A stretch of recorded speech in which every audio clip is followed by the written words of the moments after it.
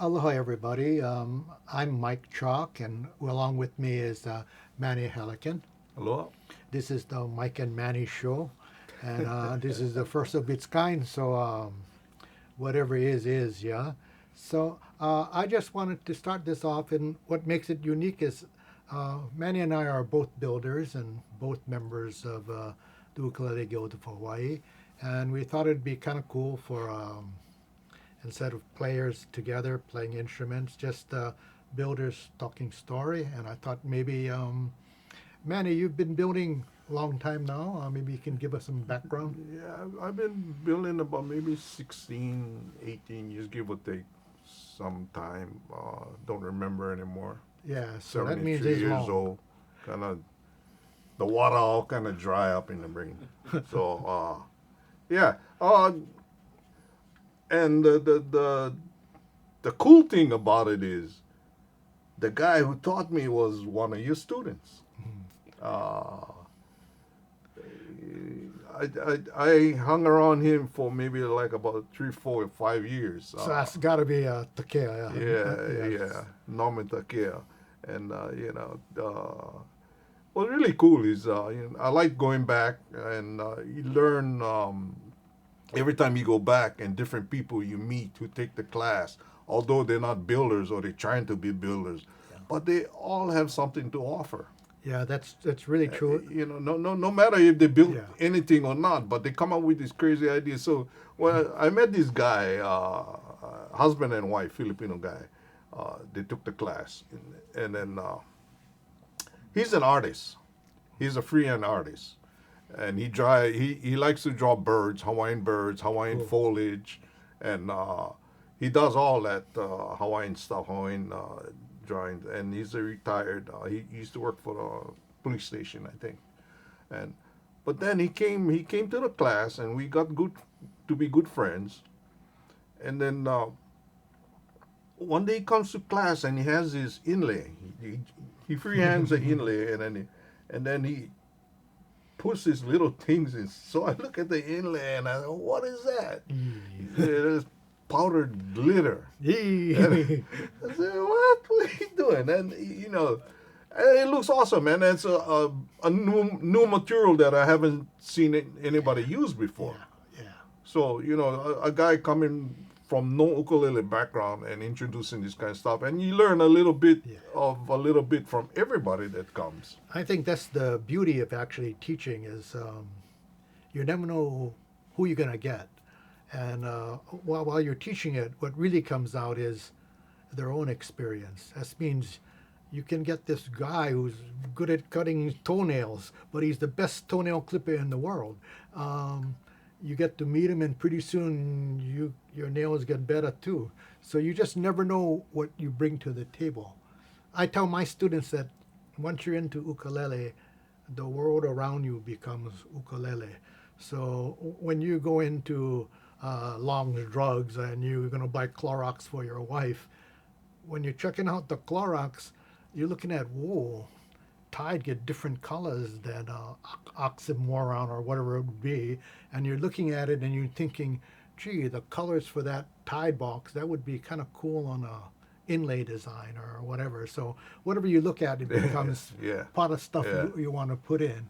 And I know for you, especially in the mind of Manny Halican, there's some strange synapses popping along in there, and then you can tell by the results of the ukulele, and that's what I enjoy because you think outside the box. Yeah. Yeah. Well, the normal is to me a little bit junk. So I do things where challenge my brain a little bit, and I like the fact that when people look at him, they gotta kind of think about how he How he got did there. them. Yeah, how he got there, and that's the fun part. Right. I mean, I know eventually you get there. It's not a big secret. You study him long enough, you figure it out. But But see, the idea of that is not as it's generous because what really happens is that the Ukulele Guild, and this is one of the biggest factors that is in existence, is the sharing thing. And so if you want to see these funny side ports, you can go ask. And I think Manny and I have the same mindset, is that if you like, no, I tell you, there's nothing secret about it, because we both know that whatever I explained, you still got to do them. And before you can pull it off successfully, you got to try and do it. And good luck with that. But we will help, and that's how we can get our craft promoted further. We always talk about the level being raised. Well, you build off the giant shoulders of others, and that's just life in general, and that's always what will happen. And if you join the guild, that's one of the biggest benefits, because it's not only players, it's builders, and the rarer ones, because Manny hit that in a earlier segment, builders that can also play, builder players, and they're very less of that around than builders who build, because I found the same thing in my classes. 80, 90%, they like learn how to build, but they've never even touched an ukulele before. Yeah. They just think of something, oh, it's kind of a cool project, I guess you can, I can, and they want to make it, and they're not necessarily players. So that's pretty interesting. Yeah. So I learned from Norman, your student, who he learned from you, and I learned from Norman. But you were pretty much self-taught in the beginning, but you had teachers. Oh yeah, definitely.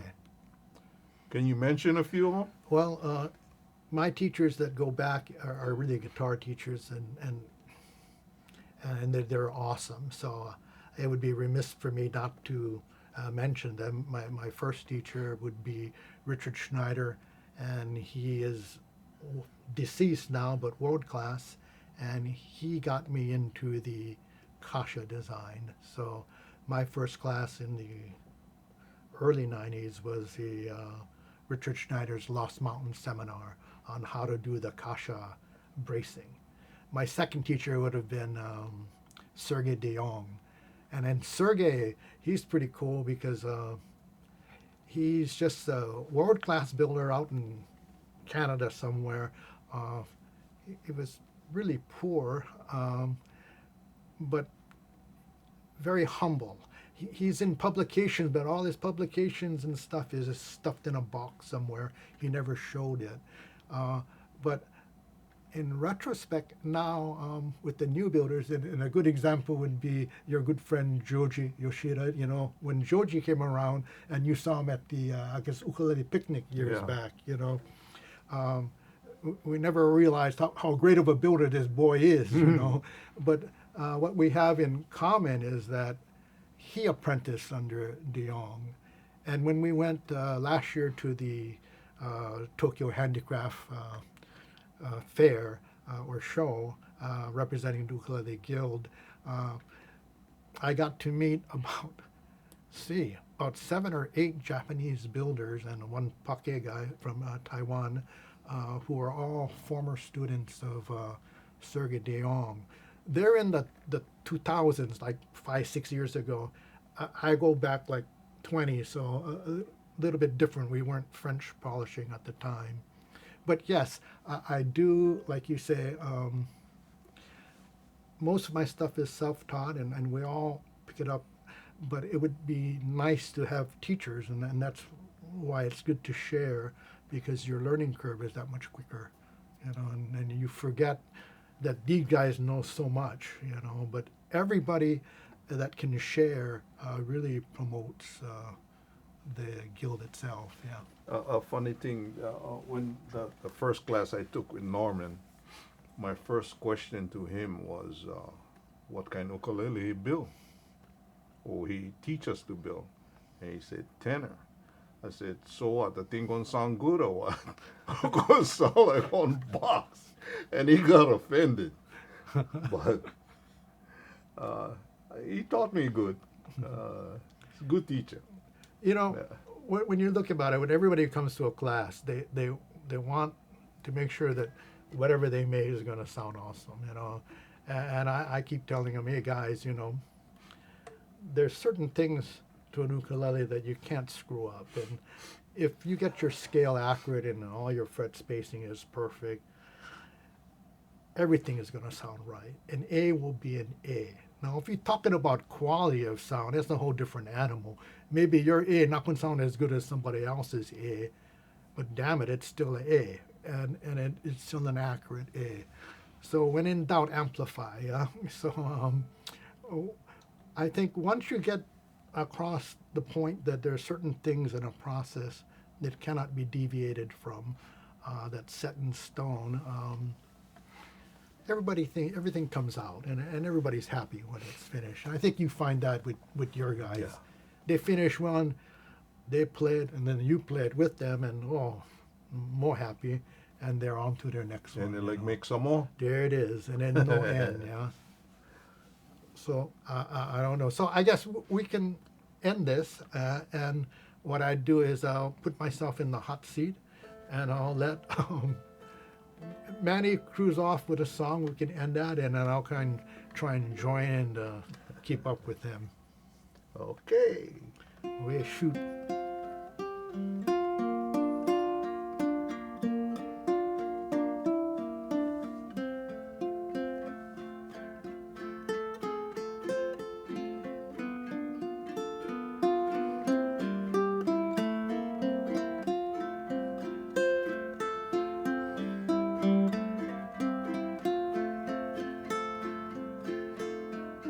Au he avale oe kule inani